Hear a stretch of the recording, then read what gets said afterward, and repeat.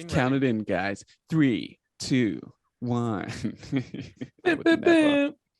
No. Do you remember those days? I miss sound effects. Effects. Fans, if you want the sound effects back, press 1. Put a 1 in the comments. Put a 1 in the comments if you want us to bring the sound effects back. No. Vote first. 1 in the comments. That needs to come first. But hi guys, welcome to another Grit and Grime basketball podcast. I'm your host here with David Sagoe. I have to say my name. Here with the guy who also didn't know where to point on his own video that he edited on his own podcast, Thomas Arnal. Oh my God, you got it right. Yay. Michael Downey. Whoop, whoop. All right. And we are here to pick our All-Stars. Voting opened on Christmas Day. Double votes on Christmas Day. There'll be more double vote days, but you can vote every day. Just put hashtag something, All-Star vote something. And you can vote that way. We've made our picks. We'll be releasing them to social media, but we're here to discuss them exclusively on the podcast. It's the only place you can get this kind of crazy information. So baby or cat? Both. It was a cat. Okay. Baby on a cat? Name that noise. So I'm gonna let you guys go first. Who wants to jump out the window with their picks first? Who's ready? Who's chomping at the bit? I think Mike's the one. Mike's been ready forever with this. Prepared like Jason Bourne. Take it away. Yeah. All right, should we start with the West? Sure, why not? The weaker conference, go for the weak side. Okay, I mean, I think on both sides of it, there's kind of like one or two contentious positions. So I think the non-contentious stuff in the West is Jokic, LeBron James, and Steph Curry. Yep. I don't think many people could argue that, but we'll see. And then I've got, as the center forward people, I've got Gobert in that third spot. I thought that could go a few different ways. And then for my second guard, I have Luka Doncic. Luka Doncic. I think that might stir some feathers given our WhatsApp discussions. I mean, because I guess your argument is that there's a lot of people that could fit in that spot. Well, what was your argument? Why did you end up giving that spot to Luka?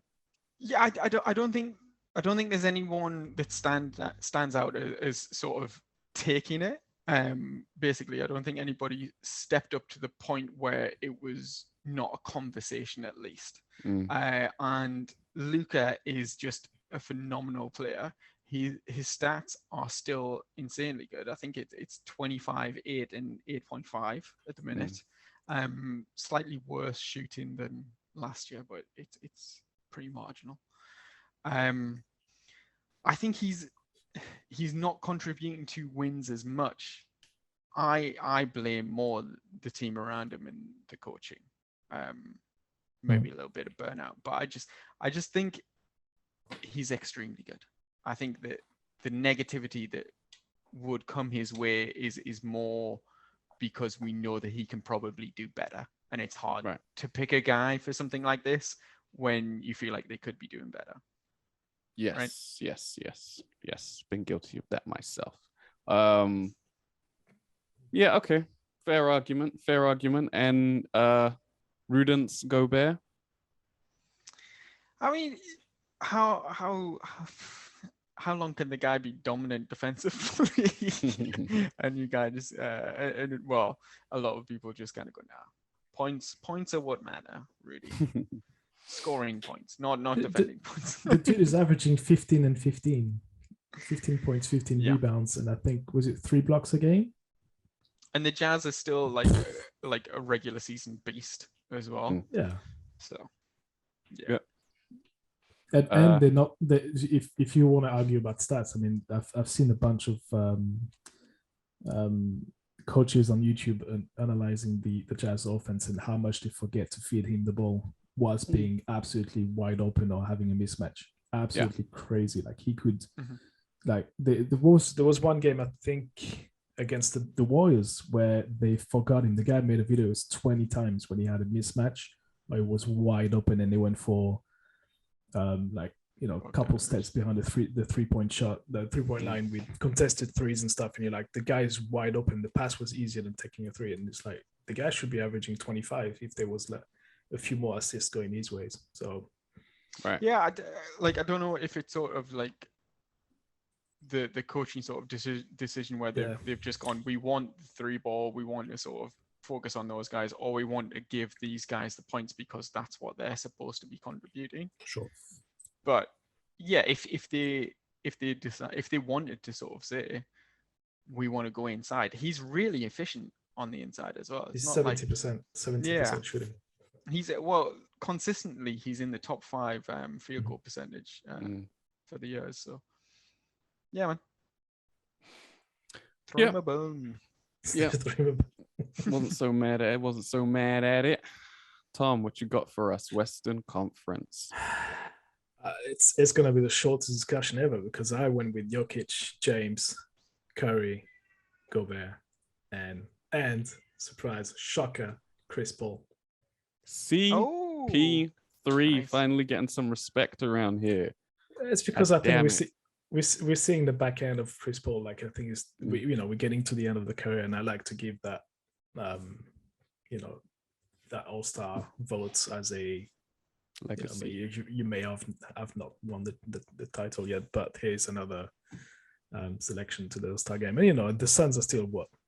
Well, they're in the second. I think second or third. Second in the NBA. Second in the NBA, and they're playing well, and there's a massive difference when he's on the court and when he's not.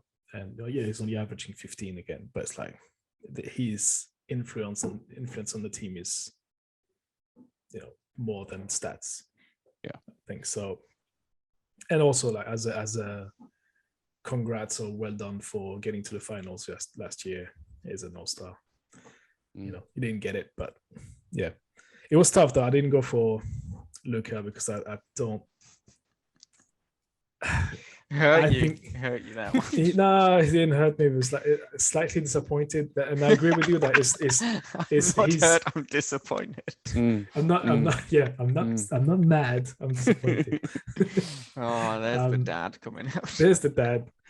No, I was expecting a lot more from him, and I was expecting him to come in not looking like me, like overweight, oversized, and out of shape. That actually pissed me off when I saw that. And he to be fair, he did come out and say, look, I've partied too hard in the summer and I should be more game ready, which is fair enough. Fine, you agree with everyone's assessment. But and the other thing that was also still pissing me off this season even more so that he's still spending way too much time arguing with the refs. And for me, I'm looking at it, I'm like, it shouldn't really impact an all-star vote, right? But like in the grand scheme of things, I'm like, I don't know. And he's been out also with injuries. So there's a bunch of stuff. So I don't know if he's played enough games for it. I mean, he'll be on the bench if he's not in the starting 5. If he's in the starting 5 for real, I'd be okay, fine. But if he's on the bench, that's where I'll see him like more suited with the season he's having. But again, Mike's right. Like it's not his fault that the team's not doing well. I think it's the players around him that's just not good enough. Yeah, to be in the presence of the Duke. He's played 23 games. Yeah. I don't know what Dallas's record is right now. 19 and 18 or 18 and 19, something like that. One of the two. 19, 18, okay. I think now. So he's played like just over half the games. Yeah. Cool. I too went for LeBron James, Luka Doncic, and Steph Curry. But where I differed from you guys was on the other two. I did reward the Utah Jazz for their good play. Now I feel silly because I didn't reward the Suns, but hey, I went with Donovan Mitchell though at the guard spot, and then Homer pick I went with AD at the other forward spot, the other big spot. Wait. Elephant in the room. No Westbrook? Sorry, no LeBron? He had Sorry, LeBron. no Westbrook? What? No. And we don't need to talk about it either. No LeBron? For real? LeBron's there. So Donovan Mitchell. He's played 34 games, which is, I think, a little bit more than the other candidates for the spot besides Chris Paul. Obviously, more gaudy numbers than Chris Paul, as he tends to have. But really just I'm impressed with his efficiency this season. He's really improved in that area. And what do I want to say? He's always been entertaining to watch, but I feel like this year he's kind of not forced it as much.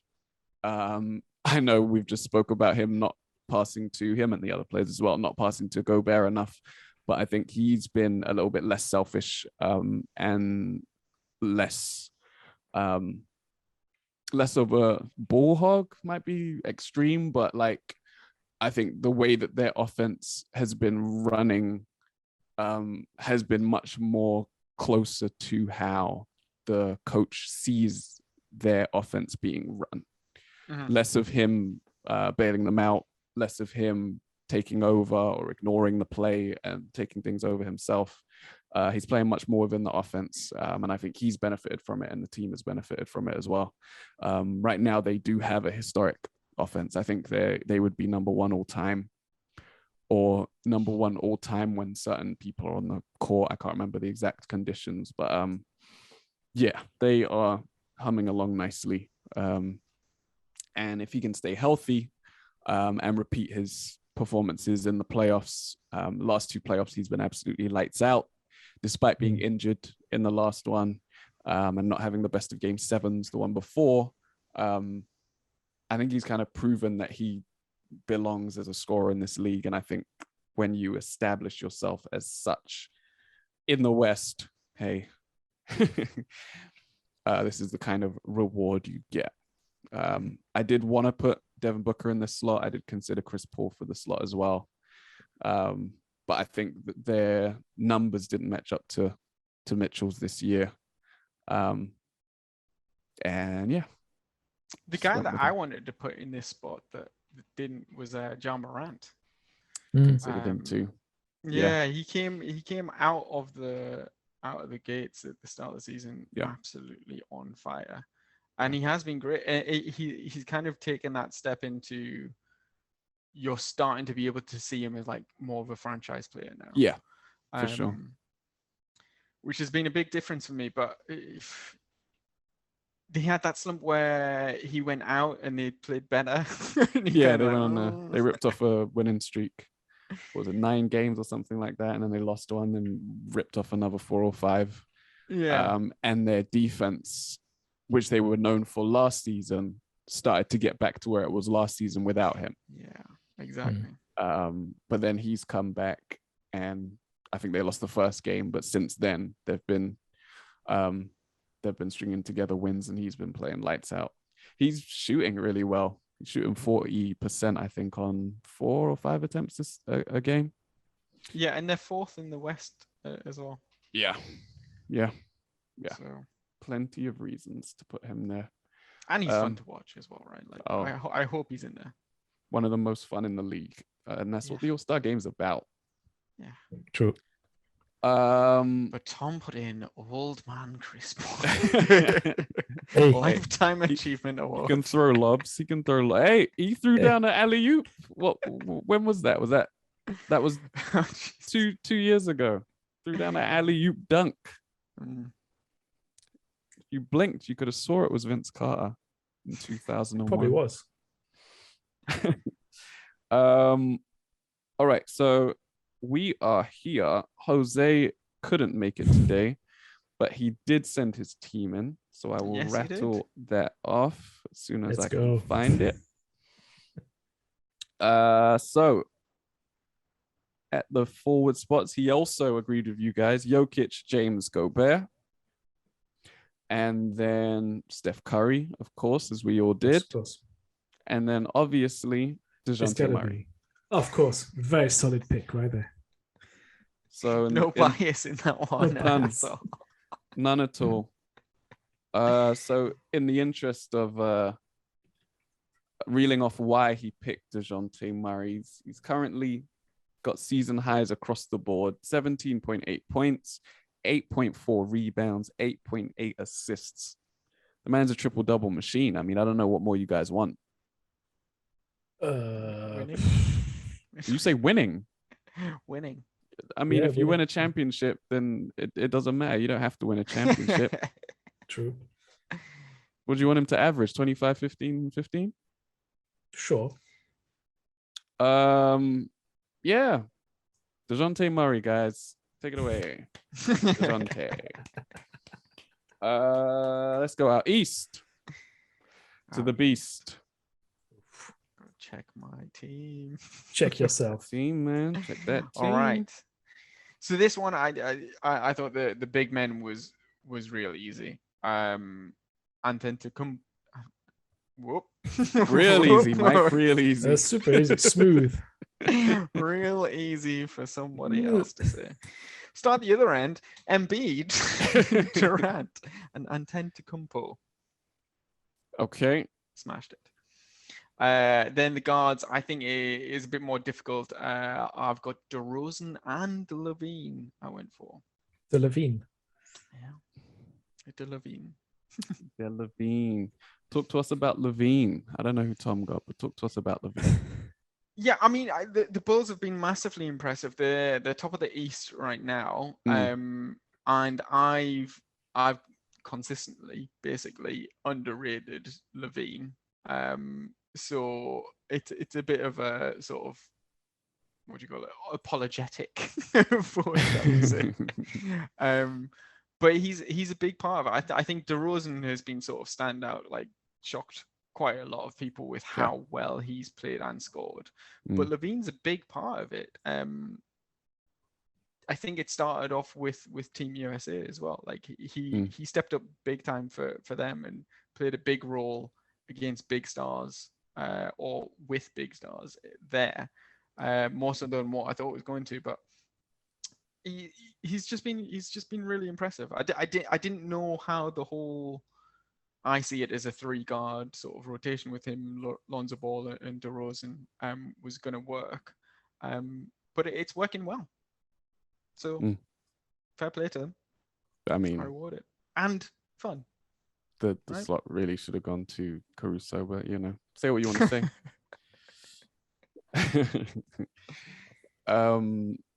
Tommy boy, what you got for us? I mean, I don't even know if I need to speak because it's literally the same. So I've got DeRozan, the Levine, the Giannis, the Embiid, and the Durant. Durant. My sister says that all NBA players' names are like that. They all start with something. DeAndre, DeRozan, DeMelo, DeAndre. Like, she was stupid. Anyway. Yeah. Okay. Same team? Oh, no, wait. Sorry. Who did you have at the guard? DeRozan and DeLevine. And DeLevine. Look at the growth from Tom. You see, all it took was about 1,000 G Leaguers to come through the league for him to just be like, do you know what? Maybe Chris Paul and the Bulls aren't so bad after all. It had to be like a Harden move to the East. And he was like, oh. I mean, the Bulls can still fuck off, but they've had a good season. I think it's mainly the Caruso trade that's turning around for them. Go. Yeah. I can agree on that. Good pedigree. Apart from that, yeah, I just thought they should be represented in there, but yeah, it was either that or voting for the bearded wonder on the Nets. But again, he sucks. There's not that much choice for me in terms of guards. Like Frankie Smokes has gone to the West. Yeah, Kemba Walker, but he's missed a bunch of games. Again, Frankie Smokes is on the Mavs. No, I'm serious. Trey Young is overrated. It's what I mean. Like, how can I go and what's the least painful way to make this go away? That's funny, man. Oh. Well, I deviated from your lists, and I did go for Trae Young. He's averaging 28.4 and 9.5 assists, 24 points and 9.5 assists. The guy is just an offensive savant. It's just like to be doing what he's doing with so many teammates out. He did the same thing last season. He was the only player top 10 in or top 5 in points and assists, I think. It's just any way you want to slice it, he can give it to you, basically. Like, he goes in there. Go ahead. I'm just putting my glasses back on. I think the Hawks. Where are the Hawks in? Oh no! Wait. It's not pretty. Do you see where they are? Let's have a look. Do you see who's? Oh my! I should have voted for Randall. Damn. But I can't take the standings seriously. Okay, they're in 12th. 12th. You did when you picked 2 Jazz. That worked. Yeah, they've been all right though. They haven't consistent. Yeah, nah. We changed it. We're moving the goalposts all over the place. I had to vote. True. I should have voted for Fred VanVleet, right? You should have. Whoops. Anyway. Press something.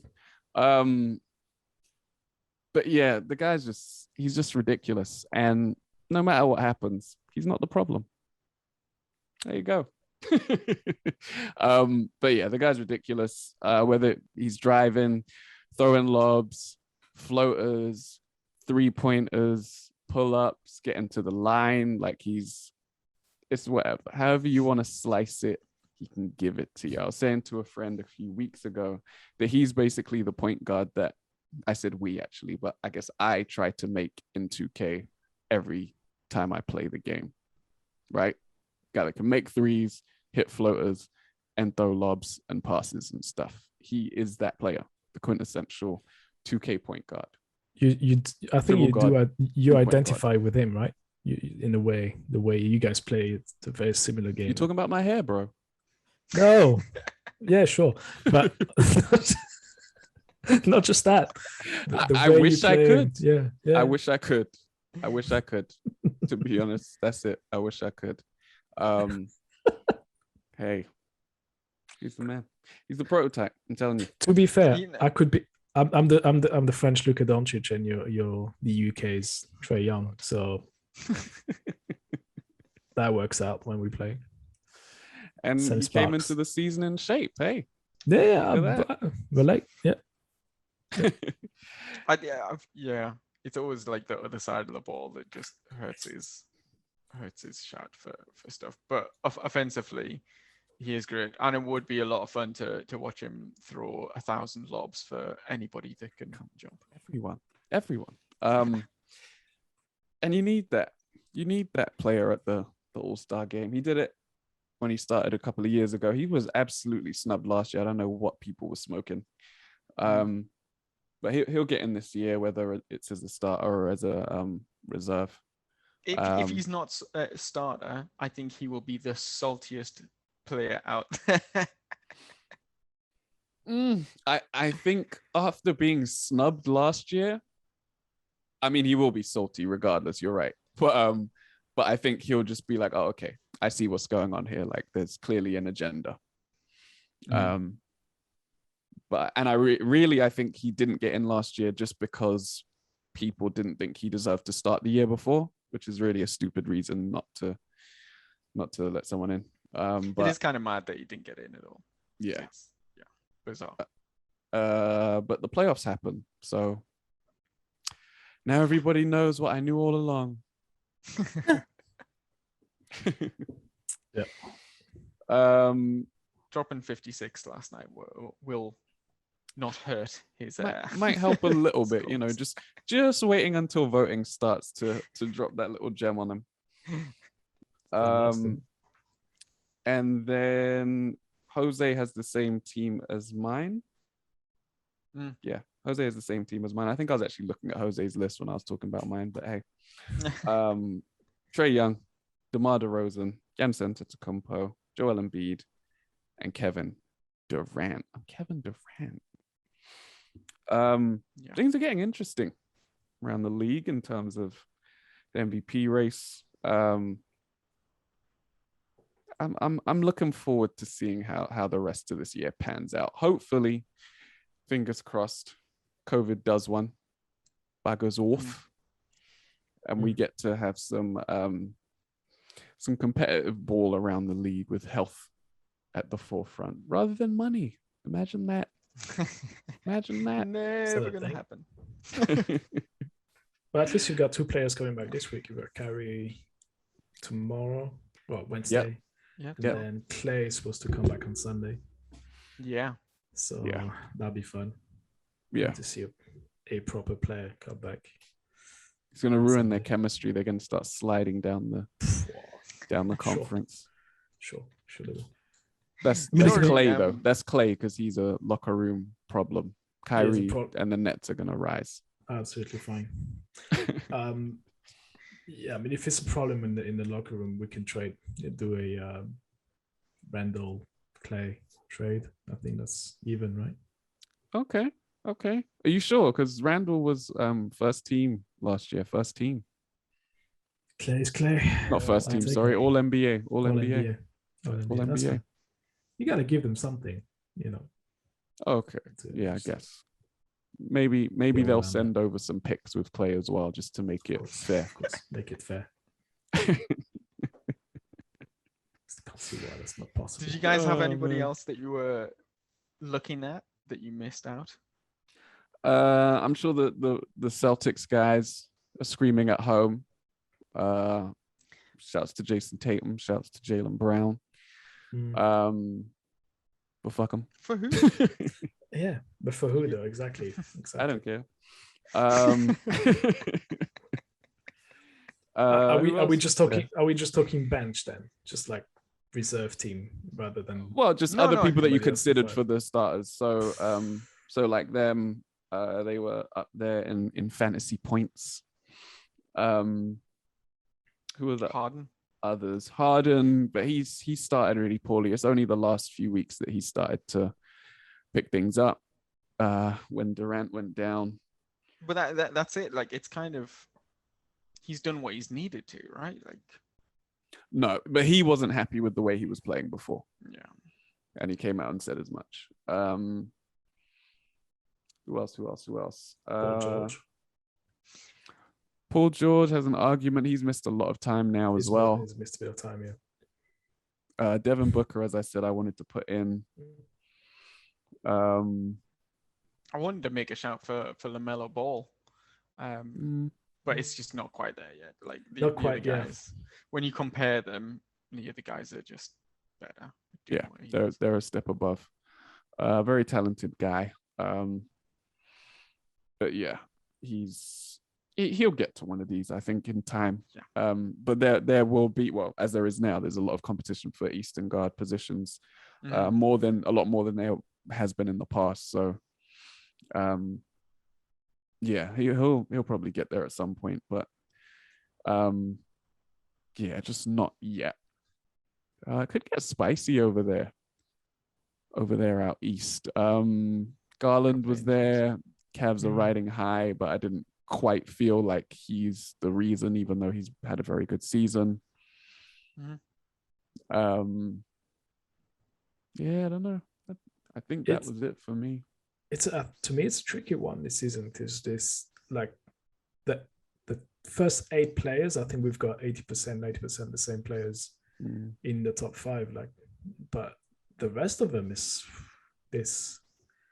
It's gonna be tricky for me to go give 12 reserves. Like, yeah, give all the reserves. I mean, I can talk myself into any players this year. I don't know why. It's usually a clear cut. Like, you usually get 15 on each side. You go, okay, which one do I not see in there? But this time it's like, I consider that guy. I take that guy. It's like, it's injuries and COVID, and it's odd season. Yeah. But it's shifting as well. It's quite interesting to see how different the East looks, if you go like 2 years ago, Yeah, there's only like Giannis and Embiid that are still two there. sort of stalwarts. Yeah, Sure. Yeah. yeah. I mean, it's the funniest thing is when they do those things on Instagram, like since Clay last played a game. I think there was even something crazy. Like, I don't think, when Clay last played a game, an NBA game, Jimmy Butler was a 76er. Yeah. Kawhi Leonard was on the Raptors. Kevin Durant was obviously on the Warriors. Like, so much has changed. So much has changed. It's mad. Vince Carter was still playing, right? Yeah. He only retired last season. It's been a few months since we saw Vince Carter. Until he's back next week. Revving them engines. Mm. Yeah, it's wild, right? Ginobili was still playing when Clay retired, right? Sorry, when Clay got injured, right? I think Ginobili was still in the league. No. Surely not. Feels like decades. Just yeah, I think he retires at the end of that season, I think. Yeah. Yeah. Lots changed, man. A lot has changed. It's always a snub when Jimmy Butler doesn't pop up on one of these. Hasn't played enough games. Yeah. If it was for leadership, then he would get it, but it's not. So, He's the man. who can put on the best show? Not Jimmy Butler. Not Jimmy Butler, that's for sure. He can talk though. Talk. Put up the best fight, maybe. But but I think we are done talking. So enjoy your Kyrie Irving, enjoy your Klay Thompson, and we will be back next week with another podcast. I've been your host, David Sagoe. He's been Thomas Arnal. Yeah, I was. I'm still. Don't know. Bye. He's been Michael Downey. Good night. And we've been the Grit and Grime podcast. Get us on social media at Grit and Grime Pod across all socials. Like, share, subscribe, rate, and review. Please. More importantly, have a good evening. Take care of yourselves. Stay safe. And we're out.